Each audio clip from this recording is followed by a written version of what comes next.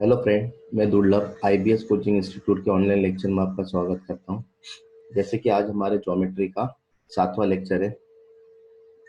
आज हम इस लेक्चर में साइड परपेंडिकुलर बाइसेक्टर और सरकम सेंटर के बारे में डिस्कस करेंगे।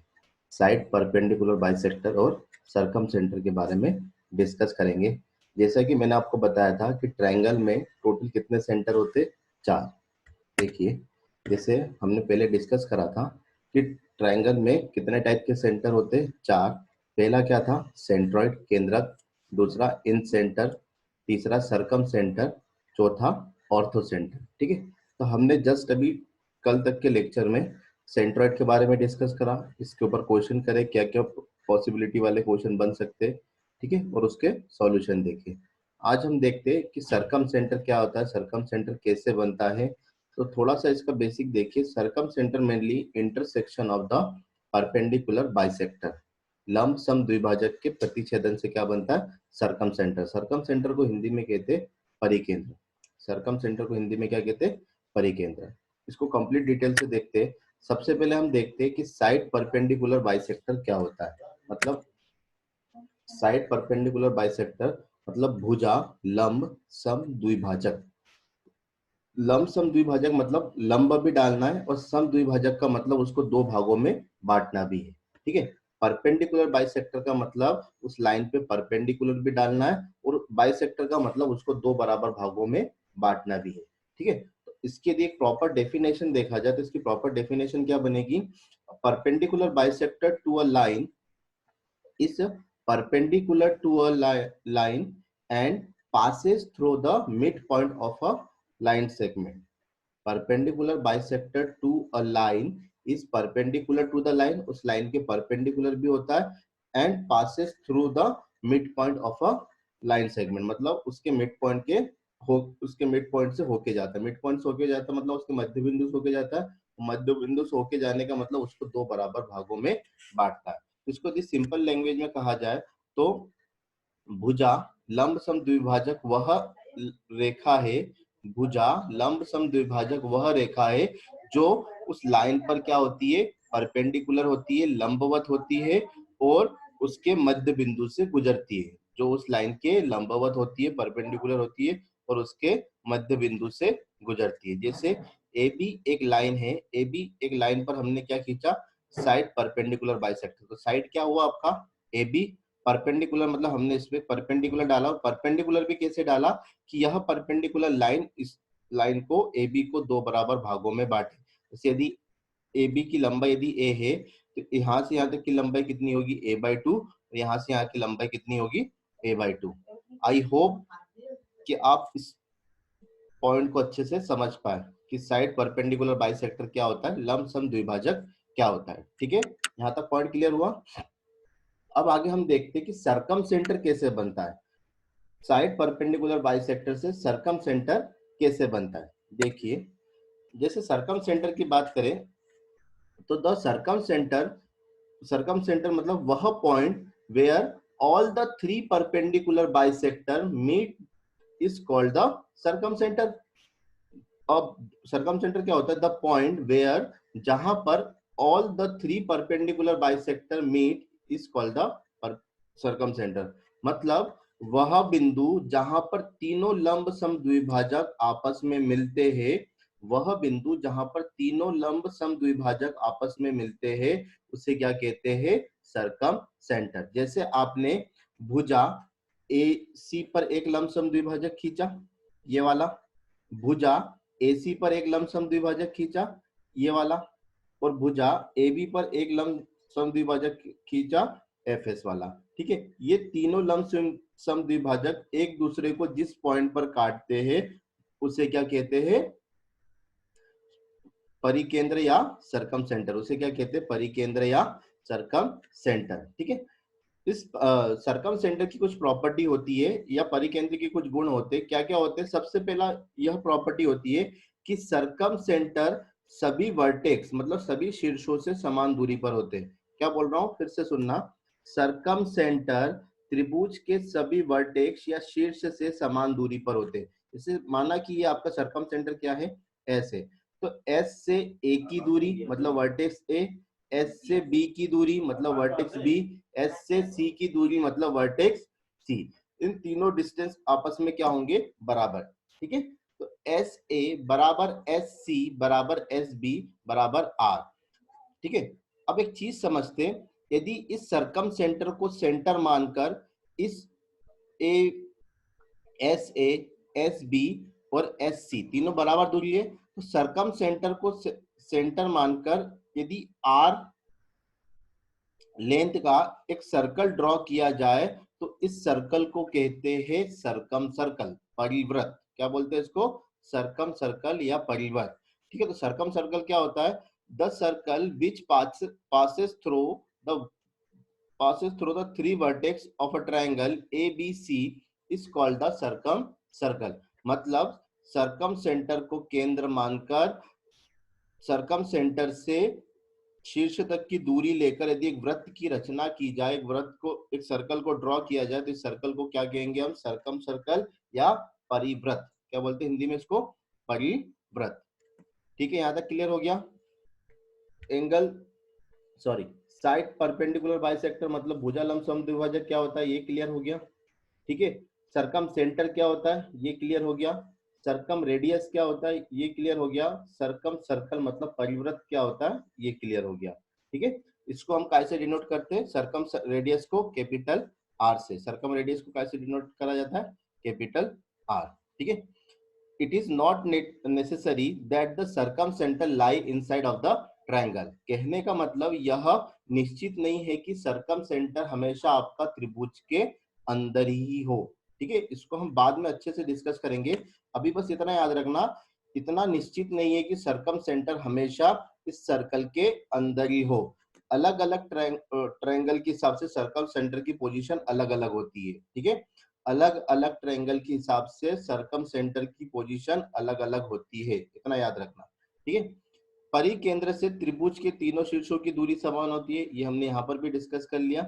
ठीक है, आगे देखते हैं कि सरकम सेंटर को और कैसे डिफाइन कर सकते हैं। सरकम सेंटर को हम और कैसे डिफाइन कर सकते हैं। सरकम सेंटर मतलब परिकेंद्र, दोनों लैंग्वेज में चलेंगे हम, हिंदी इंग्लिश। सरकम सेंटर मतलब परिकेंद्र।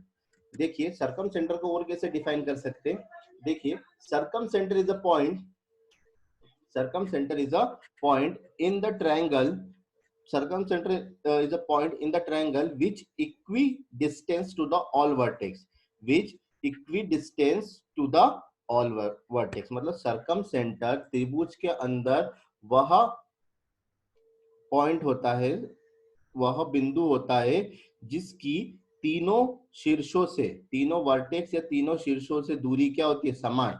इक्वी डिस्टेंस का मतलब होता है समान डिस्टेंस, समान दूरी, समान दूरी होती है। ठीक है, तो सरकम सेंटर त्रिभुज के अंदर वह बिंदु होता है जिससे त्रिभुज के तीनों शीर्षों की दूरी आपस में क्या होती है, बराबर होती है। जिससे त्रिभुज की तीनों शीर्षों की दूरी आपस में क्या होती है, बराबर होती है। और इसी दूरी को हम क्या बोलते हैं, सरकम रेडियस। इसी दूरी को हम क्या बोलते हैं, सरकम रेडियस, या हिंदी में बोलते हैं इसको परिव्रत की त्रिज्या। क्या बोलते हैं इसको, परिव्रत की त्रिज्या। ठीक है, ये जो सर्कल ड्रॉ करा उसे आप क्या बोलेंगे, सरकम सर्कल या परिव्रत।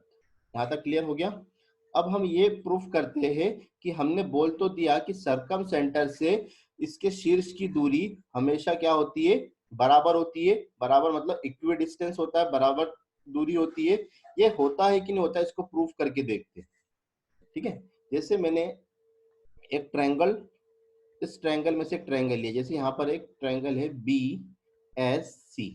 ठीक है, बी एस सी को मैंने इस तरीके से ड्रॉ करा, इसको मैंने नाम दे दिया A B, sorry M A B. ठीक है, ये आपका क्या है, इस पॉइंट से आपने सामने वाले चीज, सामने वाली भुजा पर परपेंडिकुलर डाला, तो मैंने भी एम से सामने वाली भुजा पर परपेंडिकुलर डाला। और परपेंडिकुलर भी ऐसा जो सामने वाली भुजा को दो बराबर भागों में बांट दे। ठीक है, क्योंकि ये लंब समद्विभाजक के परपेंडिकुलर बाइसेक्टर है, मतलब परपेंडिकुलर भी डालना है और उसको दो बराबर भागों में भी बांटना है। ठीक है, उसे हम क्या कहते हैं, साइड परपेंडिकुलर बाइसेक्टर। ठीक है, तो हमने क्या करा, इस एम से सामने वाली भुजा पर एक परपेंडिकुलर खींचा, इस एम से सामने वाली भुजा पर परपेंडिकुलर खींचा। ये परपेंडिकुलर कहां से पास होके जाएगा, इसके मिड पॉइंट से। मिड पॉइंट से मतलब यदि ये वाली दूरी आपने x माना है, a से मिड पॉइंट की दूरी यदि x माना है तो मिड पॉइंट से b की दूरी भी कितनी होगी, x। मिड पॉइंट से b की दूरी भी कितनी होगी, x। ठीक है।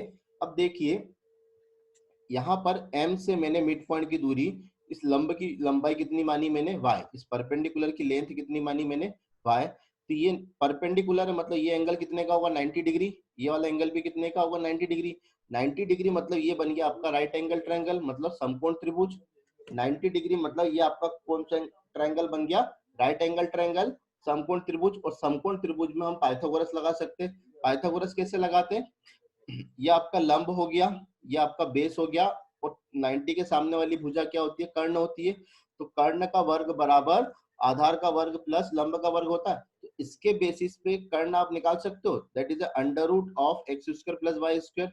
सिमिलरली आप ट्रायंगल एम, ये वाला मिड पॉइंट, और बी, इसमें यदि पाइथागोरस लगाओगे तो ये आपका आधार, ये आपका लंब, तो कर्ण क्या होगा, under root X square plus Y square. ठीक है।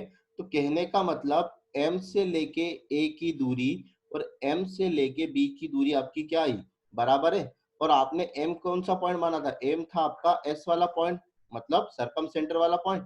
तो सरकम सेंटर से ये वाले वर्टेक्स की दूरी और सरकम सेंटर से ये वाले वर्टेक्स की दूरी क्या हो गई, बराबर हो गई। तो इस बेसिस पे हम कह सकते हैं कि सरकम सेंटर से त्रिभुज के तीनों शीर्षों की दूरी क्या होती है, समान होती है। इतना याद रहेगा, परिकेंद्र से त्रिभुज के तीनों शीर्षों की दूरी क्या होती है, आपस में बराबर होती है।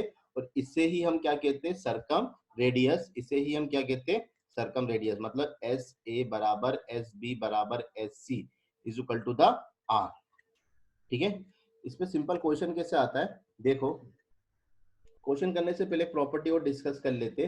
जैसे ये आपका क्या है, सरकम सेंटर। ठीक है। एक ट्रायंगल लिया आपने एबीसी, एबीसी में एक सरकम सेंटर है। तो सरकम सेंटर को आपने क्या कंसीडर करा, ओ। तो ओ से ए की दूरी, ओ से बी की दूरी और ओ से सी की दूरी आपस में क्या होगी, बराबर होगी। ठीक है। एक प्रूफ चीज देखते हैं हम। यदि ये एंगल अल्फा है तो ये वाला एंगल पूरा समझिए, ये वाला पूरा एंगल कितना है, बी। ये वाला पूरा एंगल कितना है, बी। तो ये यदि अल्फा है तो ये कितना होगा, इसको यदि अल्फा यदि माना आपने तो ये वाला एंगल कितना होगा, बी माइनस अल्फा। ये वाला कितना होगा, बी माइनस अल्फा। ठीक है। और हमने शुरू दिन पढ़ा था कि यदि त्रिभुज की दोनों साइड बराबर होती है तो उसके आमने सामने वाली भुजा भी क्या होती है, बराबर होती है। त्रिभुज की दो साइड यदि बराबर होती है तो आमने सामने की भुजा भी क्या होती है, बराबर होती है। या फिर इसको ऐसा देखिए, ये वाला एंगल पूरा आपका ए है, इसको आपने कितना माना, अल्फा। तो ये कितना हो गया, अल्फा माइनस बीटा। ठीक है। तो त्रिभुज के दो भुजा समान हो तो उसके आमने सामने के कोण भी समान होंगे। तो ये यदि अल्फा माना तो ये दोनों एंगल बराबर है, मतलब इसके सामने वाली भुजा यदि अल्फा है तो इसके सामने वाली भुजा, इस भुजा के सामने वाला एंगल कितना होगा, ये भी अल्फा होगा। ठीक है। यहाँ तक आया समझ में।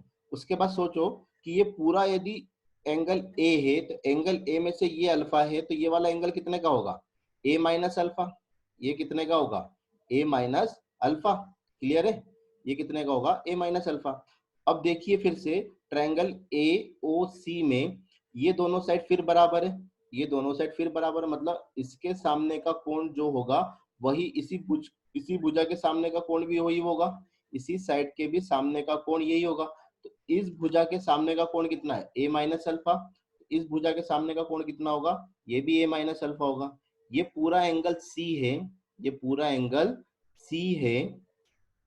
तो यदि सी में से मैं ए माइनस अल्फा को माइनस कर दूं तो ये वाला एंगल आ जाएगा, ये वाला। तो सी माइनस ए प्लस अल्फा, ये माइनस माइनस क्या हो गया, प्लस। तो इस एंगल की वैल्यू कितनी है, सी माइनस ए प्लस अल्फा। यहाँ तक क्लियर हो गया होगा आई होप। ठीक है। फिर हमको पता है कि ट्रायंगल के तीनों इंटरनल एंगल का सम कितना होता है, 180। तो आपने ट्रायंगल बी ओ सी, बी ओ सी में इंटरनल एंगल प्रॉपर्टी लगाई। इंटरनल एंगल प्रॉपर्टी के अकॉर्डिंग यदि आपको एंगल बी ओ सी निकालना है, यदि आपको एंगल बी ओ सी निकालना है तो 180 में से इन दोनों एंगल को माइनस कर दूं, 180 में से इन दोनों एंगल को माइनस कर दूंगा, क्योंकि त्रिभुज के तीनों एंगल का सम कितना होता है, 180। तो 180 minus beta, sorry minus B, और ये माइनस माइनस प्लस अल्फा, और ये वाला एंगल भी माइनस करना, तो माइनस सी माइनस माइनस प्लस ए और माइनस अल्फा, ये अल्फा से अल्फा कैंसल आउट हो गया, ठीक है। बचा क्या ये 180 माइनस बी माइनस सी, 180 माइनस बी माइनस सी और प्लस अल्फा ये रहा, ठीक है। इसको यदि आप सॉल्व करोगे तो 180 की जगह फिर से क्या रखोगे, 180 की जगह a प्लस बी प्लस सी रख सकते, इस 180 की जगह आप क्या रख सकते हो, a प्लस बी प्लस सी। तो b से b कैंसिल आउट हो जाएगा, c से c कैंसिल आउट हो जाएगा, क्योंकि प्लस से माइनस कैंसिल आउट हो जाएंगे, ठीक है। बचेगा क्या यहाँ पे a और बाहर क्या रखा हुआ है a, तो a और a कितना हो गया 2a। तो होल ऑफ द कंक्लूजन ये समझाना चाहता हूं कि यदि आपको कोण ए का मान देख के रखा है और आपसे पूछा है कि बी ओ सी का मान कितना होगा, तो इस एंगल का डबल होता है, इस एंगल का क्या होता है डबल। जैसे एंगल बी ओ सी बराबर ट्वाइस ऑफ एंगल ए, मतलब परिकेंद्र पर बना कोण शीर्ष के कोण का 2 गुना होता है। परिकेंद्र पर बना कोण, सरकम सेंटर पर बना कोण शीर्ष मतलब वर्टेक्स पे बने कोण का कितना होता है 2 गुना होता है, ठीक है। सिमिलरली देखो, यदि आपको एंगल बी गिवन देके रखा और आपसे पूछे कि एंगल सी ओ ए कितना होगा, तो एंगल बी का डबल होगा, एंगल बी का डबल होगा। सिमिलरली यदि आपको एंगल सी देके रखा है और आपसे पूछे कि एंगल बी ओ ए कितना होगा, तो एंगल सी का डबल होगा। क्यों होगा, क्योंकि परिकेंद्र पर बना कोण शीर्ष के कोण का कितना होता है 2 गुना होता है, शीर्ष के केंद्र का 2 गुना होता है। आई होप इतना क्लियर हुआ, ठीक है। क्वेश्चन कैसे बनता है, देखिए आपको क्वेश्चन दिया है triangle ABC is a triangle, angle A आपको देके रखा है 65 डिग्री, एंगल सी आपको देके रखा है 75 degree and O is a circumcentre. पहले से क्लियर कर दिया कि ओ क्या है आपका सरकम सेंटर, और आपसे पूछा है ओ ए सी और ए ओ सी, 2 एंगल पूछे उसने, एक आपसे पूछा ओ ए सी और दूसरा आपसे पूछा ए ओ सी। यहाँ पर और एक एंगल डाल देना and angle A O C. Clear है, कैसे करेंगे समझो। सबसे पहले ओ सरकम सेंटर है, ठीक है। तो आपने ओ से ए की दूरी जितनी होगी उतनी ओ से सी की दूरी होगी, मतलब ये दोनों एंगल बराबर है। यहाँ तक आ रहा है समझ में। ओ आपका सरकम सेंटर है, मतलब सरकम सेंटर से ए की जितनी दूरी होगी उतनी ही दूरी किसकी होगी सी की होगी, ठीक है। आपके पास एंगल ए कितने का देके रखा है, एंगल ए आपको देके रखा है 65 डिग्री, एंगल बी कितने का देके रखा, सॉरी एंगल सी कितने का देके रखा आपको 75 डिग्री, ठीक है। तो 65 प्लस 75 कितना हो गया 140, और ट्रायंगल के तीनों एंगल का सम कितना होता है 180, तो 180 में से 140 गया तो आपका ये वाला एंगल कितने का आएगा 40 डिग्री, ये वाला एंगल कितने का आएगा 40 डिग्री। फिर से बता रहा हूँ, एंगल ए 65 देके रखा है, एंगल सी 75 देके रखा है। यदि आपसे पूछे एंगल बी कितना होगा, तो आप 65 प्लस 75 दैट इज 140, तो 180 में से 140 माइनस करोगे तो कितना आएगा 40 डिग्री। और हमने जस्ट थोड़ी देर पहले प्रॉपर्टी पढ़ा है कि परिकेंद्र पर या सर्कम सेंटर पर बना एंगल वर्टेक्स का 2 गुना होता है, वर्टेक्स का 2 गुना होता है। तो ये वाला एंगल यदि 40 है तो सरकम सेंटर वाला एंगल कितने का होगा, ये वाला एंगल यदि 40 देके रखा है तो सरकम सेंटर का एंगल कितने का होगा 80 डिग्री। सरकम सेंटर का एंगल कितने का होगा 80 डिग्री, क्योंकि twice of the vertex angle, twice of the vertex angle. तो एक का आंसर तो आपको मिल गया कि एंगल ए ओ सी बराबर 80 डिग्री, ठीक है। आपको क्या निकालना है एंगल ओ ए सी। ओ ए सी कैसे निकालोगे समझो, ये आपको ट्रायंगल दिख रहा है ए ओ सी, ट्रायंगल दिख रहा है ना ए ओ सी। अब आप देखो इस ट्रायंगल में दोनों साइड इक्वल है, इस ट्रायंगल में दोनों साइड इक्वल है, जैसे दोनों साइड इक्वल है तो आपके दिमाग में क्या चलेगा, इसके सामने वाला एंगल भी बराबर होगा। इस ट्रायंगल में दो साइड इक्वल है, मतलब दोनों साइड के सामने वाला एंगल भी बराबर होगा, ठीक है। बराबर होगा मतलब आधा आधा होगा। अब समझो कैसे, इस ट्रायंगल में आपको एक एंगल गिवन है, कितना गिवन है 80 डिग्री, इस ट्रायंगल में आपका एक एंगल गिवन है 80 डिग्री।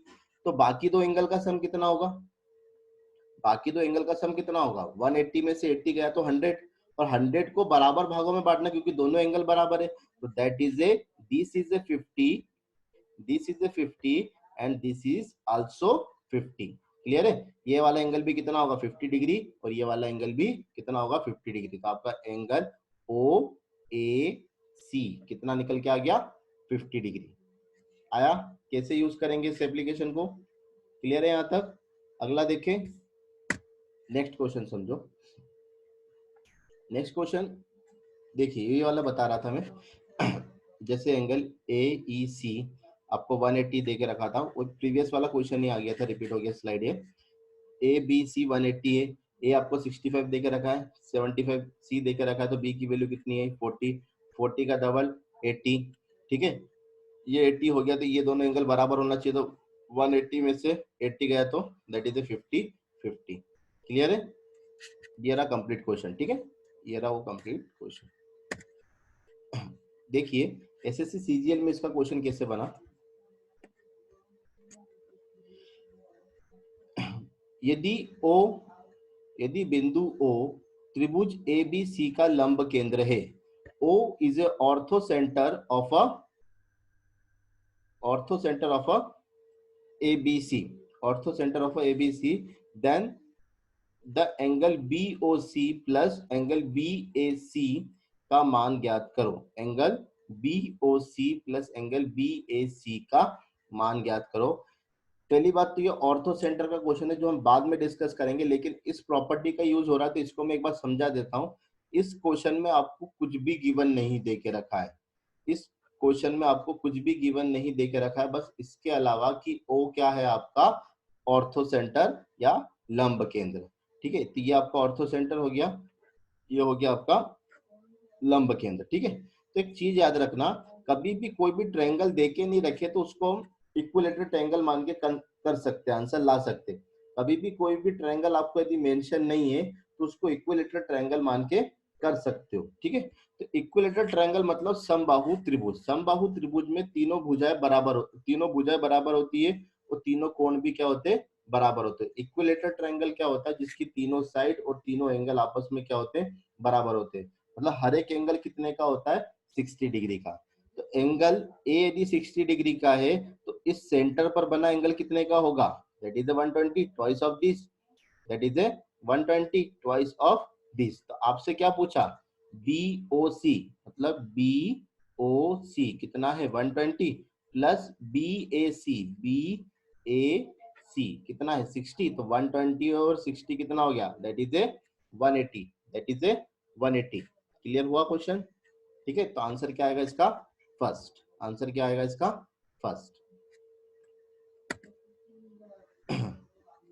नेक्स्ट क्वेश्चन देखिए, angle between the internal bisector of a two angle of a triangle एंगल B and the angle C is 120 degree and the angle A is, Hindi में सुनिए, किसी त्रिभुज के कोण B तथा कोण C का समद्विभाजक मतलब एंगल बाइसेक्टर द्वारा बना कोण 120 डिग्री है, तब एंगल ए का मान ज्ञात करो, तब एंगल ए का मान ज्ञात करो, ठीक है। तो फिर से वही वाली बात, आपको देख के रखा है कि कोई कौन सा ट्रायंगल है, नहीं देख के रखा, चलो ठीक, लेकिन आपको कंडीशन देके रखिए कि एंगल बी का बाइसेक्टर और एंगल सी का बाइसेक्टर से बना कोण कितना है 120 डिग्री, 120 डिग्री। तो देखिए ये एंगल बी का बाइसेक्टर यहाँ गया, एंगल सी का बाइसेक्टर यहाँ गया, ये दोनों जिस पॉइंट पर काटेंगे उसके बीच का एंगल कितना है 120। ये यदि 120 हुआ, ये वाला एंगल कितने का होगा 60 डिग्री। एक तो इसके बेसिस पर कर सकते हो, या मैं जब आपको एंगल बाइसेक्टर से इन सेंटर निकालना सिखाऊंगा, या जब आप एंगल बाइसेक्टर से इन सेंटर निकालना सिखाऊंगा, तब इन सेंटर के केस में क्या होता है, इन सेंटर के केस में ये वाला जो एंगल रहता है ये 90 प्लस a/2 के बराबर होता है। जो सेंटर बनता है एंगल बाइसेक्टर से, जो सेंटर मिलता है एंगल बाइसेक्टर के इंटरसेक्शन से जो सेंटर मिलता है उसको इन सेंटर कहते हैं, ठीक है। ये बाद वाला टॉपिक है, थोड़ा मैनेज करो उसको, ठीक है। एंगल बाइसेक्टर के इंटरसेक्शन से जो पॉइंट मिलता है उसको इन सेंटर कहते हैं, तथा उसको क्या कहते हैं, इन सेंटर। और इन सेंटर पर बना कोण, इन सेंटर पर बना कोण कितने का होता है, 90 प्लस a/2 मतलब एंगल ए का आधा, एंगल ए का आधा, तो ये हो गया एंगल बी ओ सी। इन सेंटर पर बना कोण कितना देके रखा है, बी ओ सी बराबर 90 प्लस ए बाई टू, फॉर्मूले में रख दिया। ठीक है, 120 में से 90 गया तो that is A 30, that is ए 30, और ये 2 है, 2 का यहाँ मल्टीप्लाई करोगे तो 30 इंटू टू कितना हो जाएगा 60 डिग्री, 30 इंटू टू कितना हो जाएगा 60 डिग्री। तो आपका आंसर कितना जाएगा, दैट इज ए 60 डिग्री। ये क्वेश्चन एंगल बाइसेक्टर और इन सेंटर का है, इसमें गलती से इंक्लूड हो गया। ठीक है, तो फिर भी समझिए कि एंगल बाइसेक्टर जिस पॉइंट पर इंटरसेक्ट करते हैं उसे इन सेंटर कहते हैं। इसे हम इसके नेक्स्ट वाला टॉपिक होगा इन सेंटर। ठीक है, उसमें और अच्छे से डिस्कस करेंगे। और इन सेंटर पर बना एंगल कितना होता है 90 प्लस ए बाय टू। यहां तक क्लियर है। चलो एक नोट डाल के पॉइंट लिखते हैं।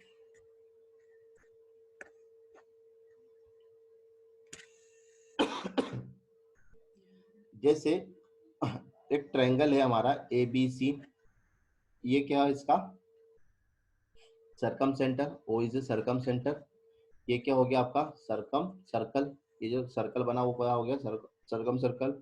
ओ से बी की दूरी और ओ से सी की दूरी बराबर होगी, क्योंकि सरकम सेंटर से प्रत्येक वर्टेक्स की दूरी क्या होती है बराबर, मतलब ये आपका क्या हो गया सरकम रेडियस। और इसको कैसे डिनोट करते हैं हम, कैपिटल आर से।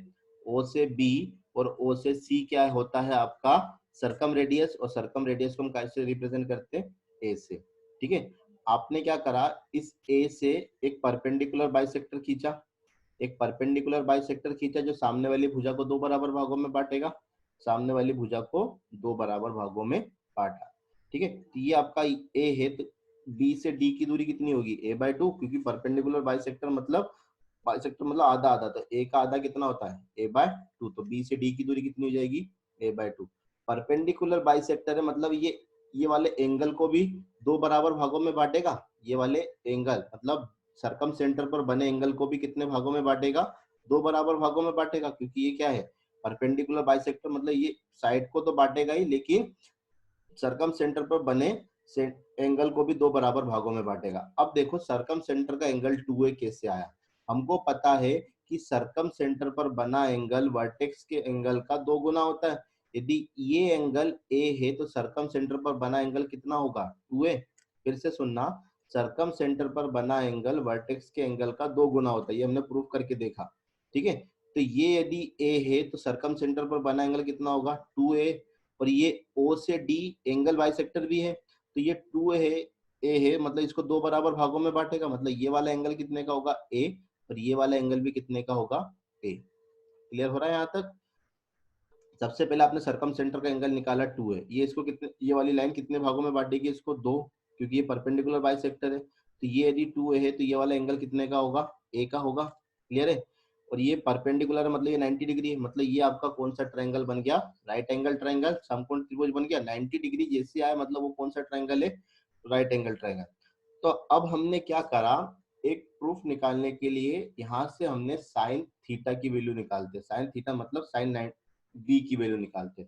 आपसे क्या बोला मैंने, साइन बी या साइन ए जिसकी इच्छा उसकी वैल्यू निकाल लो, साइन ए की वैल्यू निकालते। ठीक है, साइन थीटा बराबर क्या होता है perpendicular upon hypotenuse, sign theta बराबर क्या होता है परपेंडिकुलर अपॉन हाइपोटेनियस। तो आपके लिए थीटा क्या है ए है, तो थीटा के सामने वाली भुजा क्या होती है लंब, मतलब परपेंडिकुलर होती है। आपके लिए थीटा क्या है ए, तो थीटा के सामने वाली भुजा ये आपका लंब हो गया। ठीक है, 90 के सामने वाली भुजा हाइपोटेनियस मतलब कर्ण, मतलब आर आपका हाइपोटेनियस हो गया, और जो रिमेनिंग साइड बचा वो आपका क्या हो गया बेस। तो आपसे साइन ए की वैल्यू पूछी थी कौन से ट्रायंगल में, triangle B O D, it is a right angle triangle, it is a right angle triangle. तो साइन थीटा बराबर होता है परपेंडिकुलर अपॉन हाइपोटेनियस, तो परपेंडिकुलर कितना आपका a बाय टू, और हाइपोटेनियस कितना है आपका r, r is a circumradius, r is a circumradius. तो यहां से यदि r की वैल्यू निकालोगे तो r बराबर क्या होगा a by two sine A, r का गुणा यहाँ कर दो, क्रॉस मल्टीप्लाई कर दो, तो r बराबर कितना आएगा a upon two sine A. Similarly यदि आप इस ट्रायंगल में लगाओगे तो यहाँ से आपको b की वैल्यू मिलेगी, सिमिलरली आपको c की वैल्यू मिलेगी। मतलब इसको यदि ये कुछ याद आ रहा है, ये चीज क्या थी, it is a sine rule, a upon sine A, B upon sine B, C upon sine C. ये हमारा साइन रूल था, ये दिख रहा है साइन रूल के जैसा बन गया। ठीक है, तो यदि सब में से दो कॉमन निकल रहा है तो दो का गुणा हमने किस में कर दिया, 2r में। तो हम कह सकते हैं कि a अपॉन साइन ए बराबर b अपॉन साइन बी बराबर c अपॉन साइन सी किसके बराबर होता है, twice of the circumradius, circumradius के दो गुने के बराबर। साइन रूल किसके बराबर होता है, सरकम रेडियस के दो गुने के बराबर, ट्वाइस ऑफ सरकम रेडियस मतलब 2r के बराबर। यहां तक क्लियर हुआ? ठीक है, इस पे क्वेश्चन करेंगे तो और ज्यादा क्लियर हो जाएगा। ठीक है, और आगे डिस्कस करते हैं। ये जो आपने साइन ए की वैल्यू निकाली, इसको इक्वेशन नंबर 1 दे दो। ठीक है, अब आपसे मैंने बोला कि आप ट्रायंगल बीओडी में एरिया निकालो, बीओडी का एरिया निकालो। तो बीओडी का एरिया कैसे निकालते हैं सर? एरिया निकालने का फॉर्मूला होता है ट्रायंगल का कि half base into height, half base into height. या दूसरा फॉर्मूला क्या होता है, यदि आपके पास ट्रायंगल की दो साइड और उसके बीच का एंगल गिवन हो तो हम half X Y sine theta से उसकी वैल्यू निकाल सकते हैं। फिर से बता रहा हूं, यदि आपके पास ट्रायंगल की दो साइड और उसके बीच का एंगल गिवन हो तो उस केस में half X Y sine theta के बेस पे उसका एरिया निकाल सकते हैं। तो एक चीज देखना, यहाँ पर साइन ए को यदि कंसिडर करो तो साइन ए को यदि कंसिडर करो तो साइन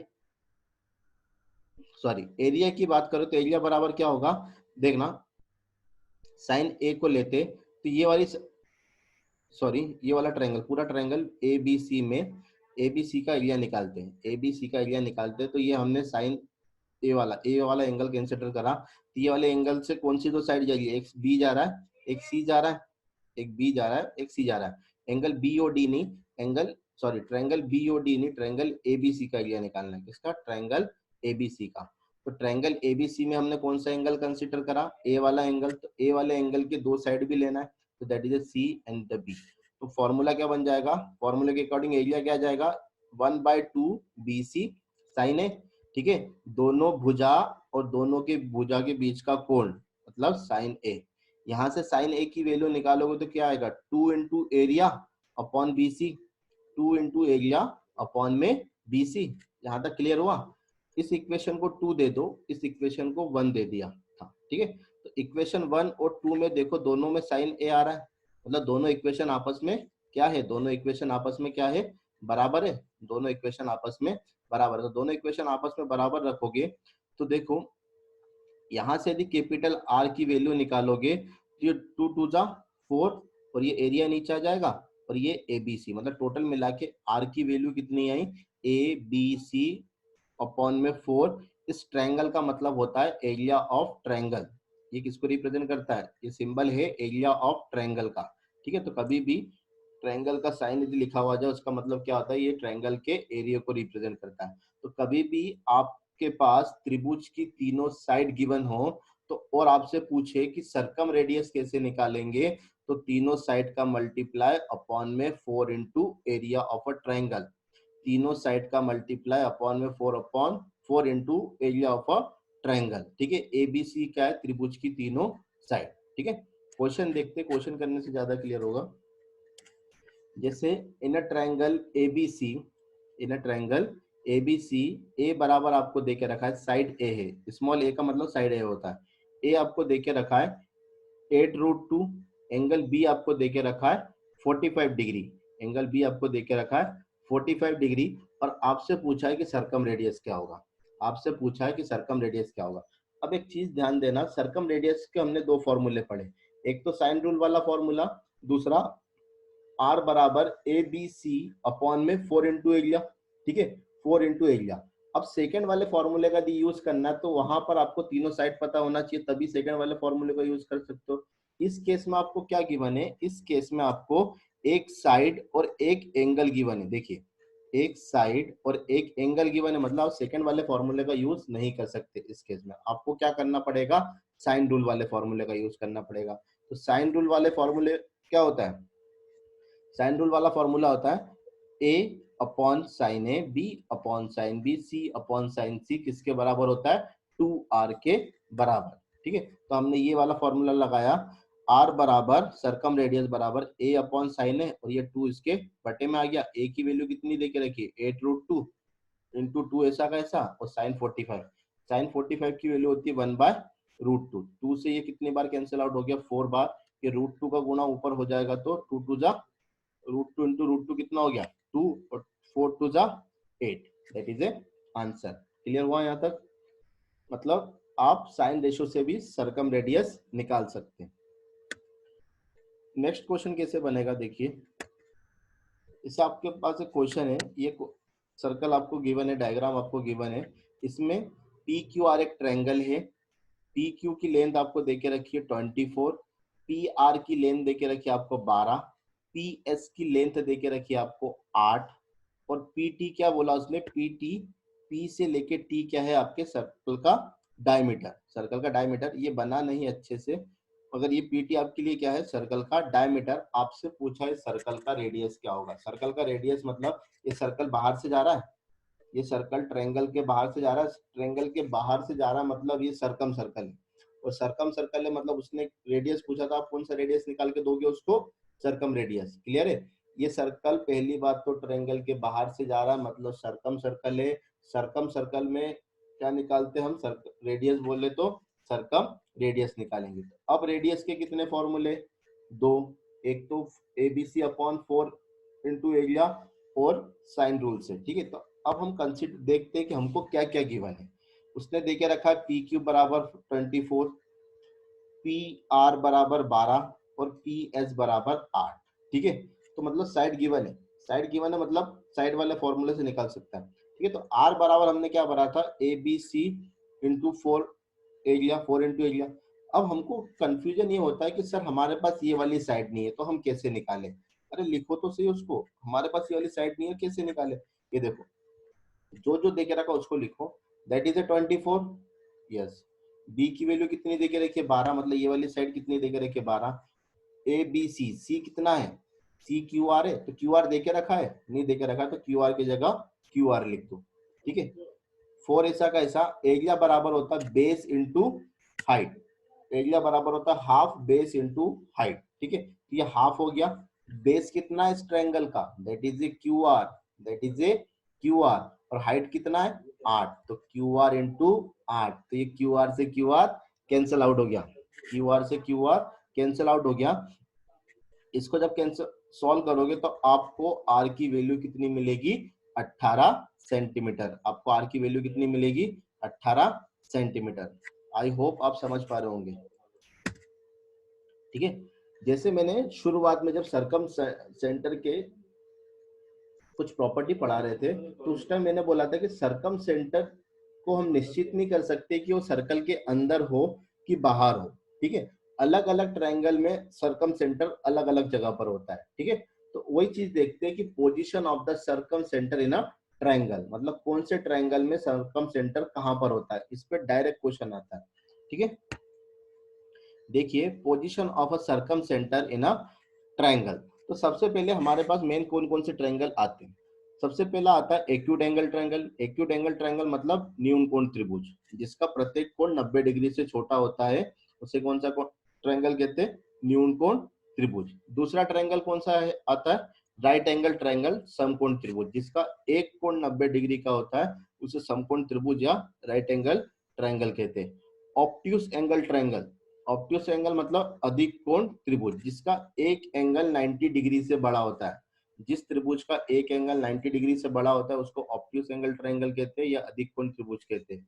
इसका एक एंगल 90 डिग्री होता है उसको राइट एंगल कहते हैं, और जिसके तीनों एंगल का मान 90 डिग्री से छोटा होता है उसको एक्यूट एंगल ट्रायंगल कहते हैं या न्यून कोण त्रिभुज कहते हैं। यहाँ तक क्लियर है? अब समझते हैं कि सर्कम सेंटर, अब सर्कम सेंटर बनता कैसे, पहले ये डिसाइड करते हैं।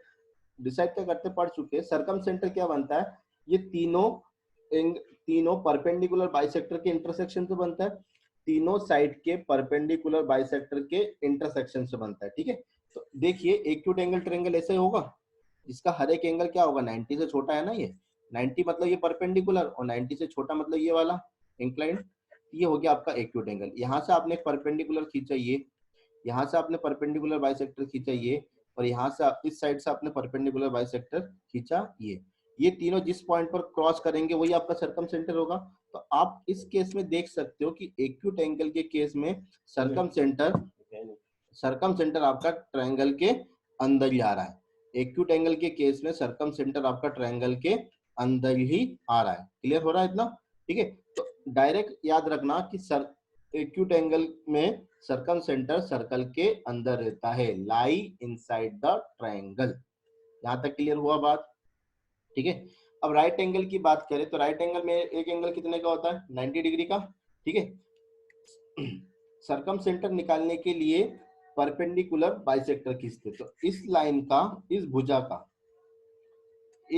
का परपेंडिकुलर बाइसेक्टर खींचा तो ये, इस भुजा का परपेंडिकुलर बाइसेक्टर खींचा तो इस पॉइंट पर इस भुजा का परपेंडिकुलर बाइसेक्टर खींचोगे मतलब इसके मिड पॉइंट से परपेंडिकुलर खींचना पड़ेगा, क्योंकि परपेंडिकुलर भी करना, बाइसेक्टर भी करना, तो बाइसेक्टर मतलब मिड पॉइंट से खींचना। तो ये तीनों लाइन इसके मिड पॉइंट पर आके मिलेगी, ये तीनों लाइन इसके मिड पॉइंट पर आके मिलेगी। तो इसमें डायरेक्ट क्वेश्चन क्या आता है कि राइट एंगल ट्रायंगल में या समकोण त्रिभुज में सर्कम सेंटर कहां पर होता है? तो हाइपोटेनियस के हाफ में होता है या कर्ण के मध्य बिंदु में सर्कम सेंटर होता है। क्यों होता है और एक बार बता रहा हूं, आपने ए बी भुजा से परपेंडिकुलर बाइसेक्टर खींचा, यहाँ पर आया, माना बीसी भुजा से परपेंडिकुलर बाइसेक्टर खींचा तो भी ये आया। ठीक है, तीनों परपेंडिकुलर बाइसेक्टर एक दूसरे को जिस पॉइंट पर काटेंगे वही आपका सर्कम सेंटर होगा। अब देख रहे हो कि ये दोनों परपेंडिकुलर बाइसेक्टर इस पॉइंट पर कट कर रहे हैं, मतलब यही इसका मिड पॉइंट होगा, क्योंकि यहाँ से यदि आप परपेंडिकुलर बाइसेक्टर खींचोगे तो यहीं से खींचोगे, इसके मिड पॉइंट से खींचना पड़ेगा ना। मतलब ये तीनों परपेंडिकुलर बाइसेक्टर कहीं ना कहीं मतलब हाइपोटेनियस के मिड पॉइंट पर आके मिलते हैं। तो हम कह सकते हैं कि राइट एंगल ट्रायंगल में circum centre mid point of a hypotenuse, मतलब कर्ण के मध्य बिंदु ही क्या होता है इसका? Circum centre. क्लियर हो गया? कर्ण के मध्य बिंदु क्या होता है इसका? Circum centre. अब ऑब्ट्यूस एंगल की बात करें, ऑब्ट्यूस एंगल मतलब जिसका एक एंगल 90 डिग्री से बड़ा हो, जिसका एक एंगल, जिस ट्रायंगल का एक एंगल 90 डिग्री से बड़ा हो उसे क्या कहते हैं? ऑब्ट्यूस एंगल या अधिक कोण त्रिभुज। सेम इसी तरीके से देखिए, ये वाली साइड से एक परपेंडिकुलर बाइसेक्टर खींचा, ये वाली साइड से एक परपेंडिकुलर बाइसेक्टर खींचा और ये वाली भुजा से एक परपेंडिकुलर बाइसेक्टर खींचा, तो हम देख पा रहे हैं कि ये तीनों परपेंडिकुलर बाइसेक्टर त्रिभुज के बाहर जाके मिल रहे हैं। ये तीनों परपेंडिकुलर बाइसेक्टर त्रिभुज के बाहर जाके मिल रहे हैं। तो हम कह सकते हैं कि ऑब्ट्यूस एंगल ट्रायंगल या अधिक कोण त्रिभुज में circum centre lie outside the triangle, triangle के बाहर होता है, त्रिभुज के बाहर होता है। क्या? Circum centre. कौन से केस में? ऑब्ट्यूस एंगल के केस में, अधिक कोण के केस में। क्लियर है?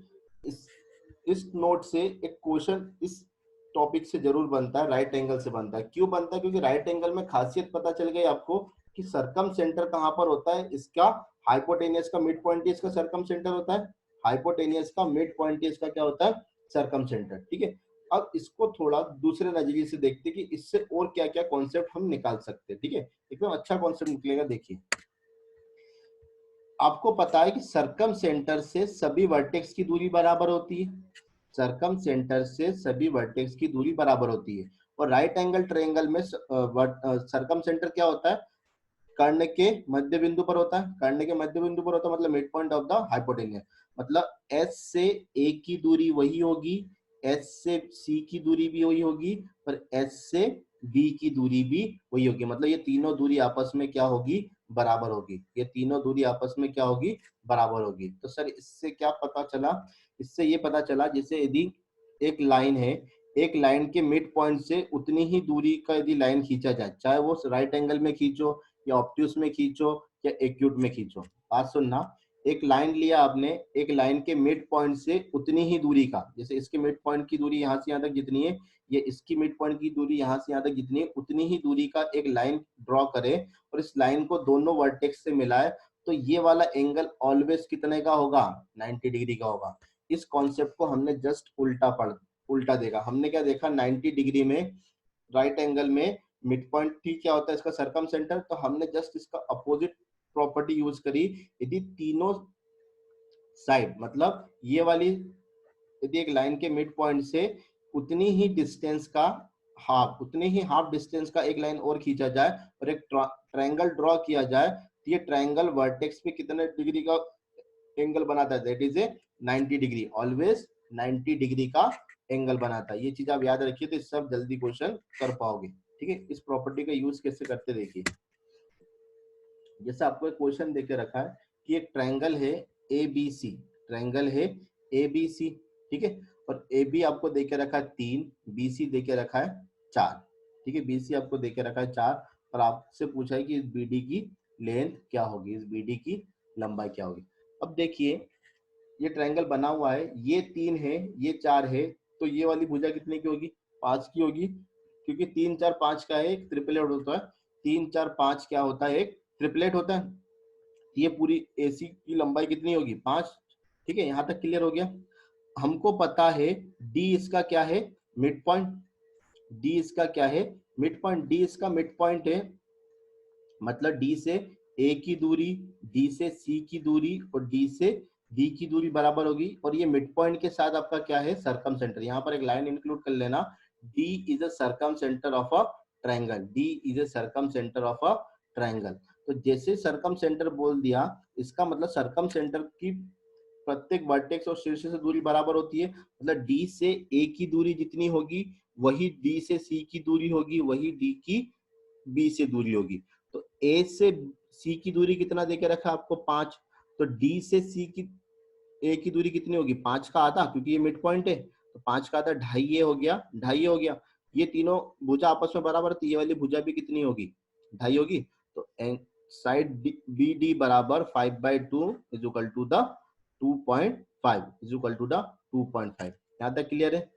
आपसे यदि कभी पूछे कि इस ट्रायंगल का सरकम रेडियस क्या होगा, बात समझो, आपसे कभी इसके अलावा क्या क्या पूछ सकता है, इसके अलावा आपसे ये पूछ सकता है कि इस राइट एंगल ट्रायंगल का सरकम रेडियस क्या होगा।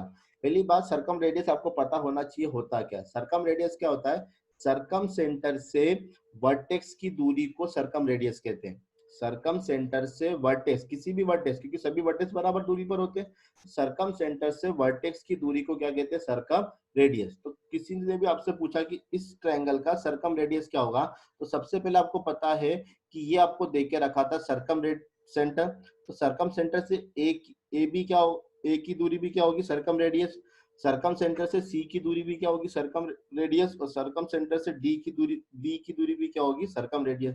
तो तीनों में से किसी की भी दूरी आप बता दोगे, तीनों बराबर आएगा और वही क्या होगा आपका सरकम रेडियस। तो बी डी भी सरकम रेडियस है, और बी डी की वैल्यू कितनी निकाली आपने, 2.5, तो आपका सरकम सेंटर कितना आ गया, 2.5।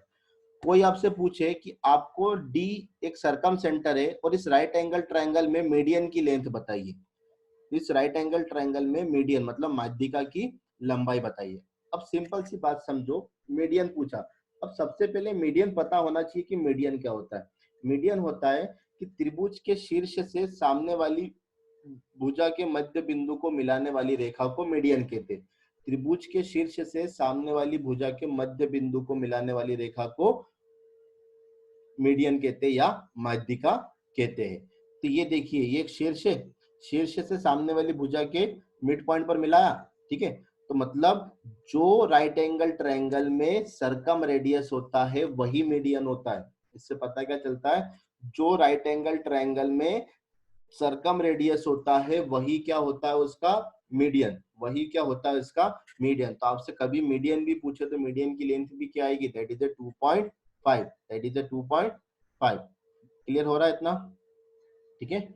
अगला क्वेश्चन देखो कैसे है। आपसे बोला है कि AD is a median of a triangle, clear कर दिया उसने। AD क्या है, एक माध्यिका है किसी त्रिभुज की जिसकी लंबाई हाफ ऑफ BC है, मतलब AD किसके बराबर है, हाफ ऑफ BC है। एंड देन आपसे एंगल ए पूछा, एंगल ए कितने का होगा, एंगल ए कितने का होगा, ठीक है। तो अब देखिए आपने क्या करा, ए से एक मीडियन डाला, मीडियन सामने वाली भुजा के मध्य बिंदु को मिलाता, मध्य बिंदु मतलब ये वाला साइड BD और DC आपस में क्या होगा, बराबर होगा, क्योंकि D is a mid point, D is a mid point. तो यदि आपसे मैं पूछूं DC बराबर कितना होगा, B/2, सॉरी DC बराबर कितना होगा, B/2, और BD बराबर कितना होगा, दैट इज ए BC/2, ये भी BC/2, पूरा लेंथ कितना है BC है, तो DC कितना होगा BC/2, और BD कितना होगा, ये भी BC/2, और BC/2 AD आपको देके रखा, देखो AD is a median of a triangle and it is A half BC, ये भी BC। तो थोड़ी देर जस्ट पहले हमने देखा था ये वाली प्रॉपर्टी, देखो कि यदि एक भुजा के मध्य बिंदु से इसके आधी लंबाई की लाइन पे यदि कोई भी ट्रायंगल ड्रॉ किया जाए तो ये ट्रायंगल कितने का होता है, 90 डिग्री। कंडीशन क्या होती है कि ये तीनों साइड आपस में क्या होना चाहिए, बराबर। ये वाली साइड, ये वाली साइड और ये वाली साइड आपस में क्या होनी चाहिए, बराबर होनी चाहिए। तब ये वाला जो एंगल बनता है वो हमेशा कितने का बनता है, 90 डिग्री।